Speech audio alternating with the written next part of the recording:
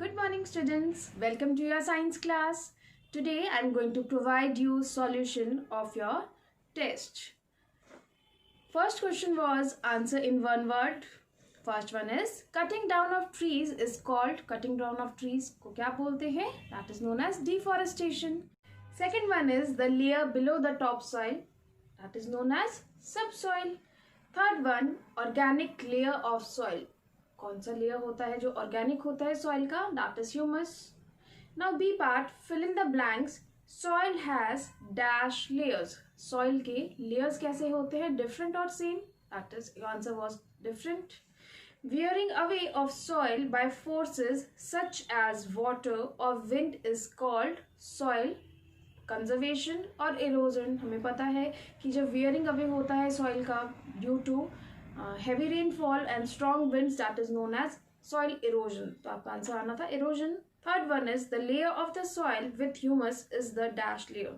जो layer of soil है जिसमें humus है that is known as layer is known as organic. Now C part, answer the following question. Define soil conservation. Soil conservation क्या होता है? That is protection of soil from wearing away due to strong winds and heavy rainfall. That is known as soil conservation. Second question is what is the importance of topsoil? We know that topsoil is the uppermost layer of soil and it is a mixture of different soil particles. हमें पता है कि ये different soil particles से बना है.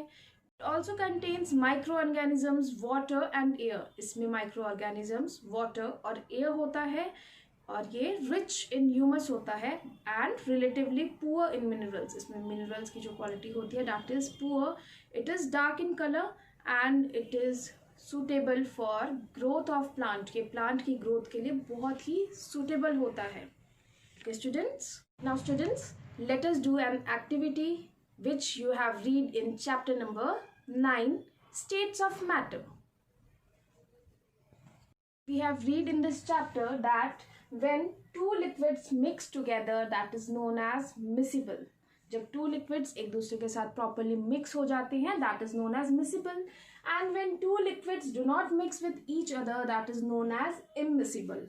हमने read किया था ये chapter में कि जब two liquids properly mix हो जाते हैं that is known as miscible and when two liquids does not mix with each other that is known as immiscible. Now let us do one experiment according to this statement. Okay, so जो हमारी activity है its name is miscible and immiscible. Okay, first of all I am taking a glass of water, right? And now this is a glass of milk. I am adding milk in water. अब ये आप देख के बता सकते हो इसमें water और milk में difference है या नहीं. ये totally dilute हो चुका है, totally mix हो चुका है. So this is an example of miscible.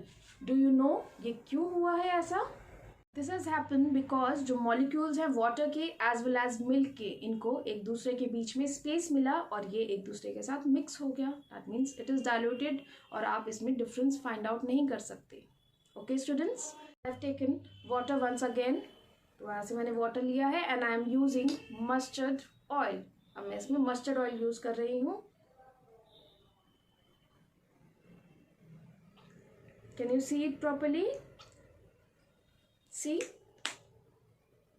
I hope you can see it properly. See, water नीचे है और जो oil है that is floating on water. इसके साथ mix नहीं हुआ, ये water के ऊपर float कर रहा है. See students, can you see it properly? This is an example of immiscible. ये immiscible का example है because जो molecules हैं water as well as oil के इन दोनों को एक दूसरे के बीच में स्पेस नहीं मिला एंड दैट इज वाई ये मिक्स नहीं हुआ. So see the difference.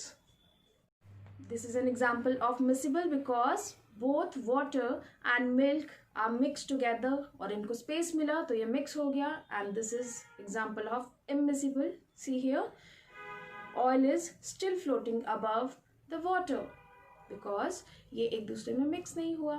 So this is all about our today's experiment. और students आपको ये experiment करना है by using liquids. मैंने आपको ये 2 लिक्विड्स यूज़ करके दिखाए अलॉन्ग विद वाटर। आप भी मुझे ये वीडियो शूट करके बनाओगे। इसी तरह से आपको वीडियो बनानी है while doing this activity. Okay students, thank you and goodbye.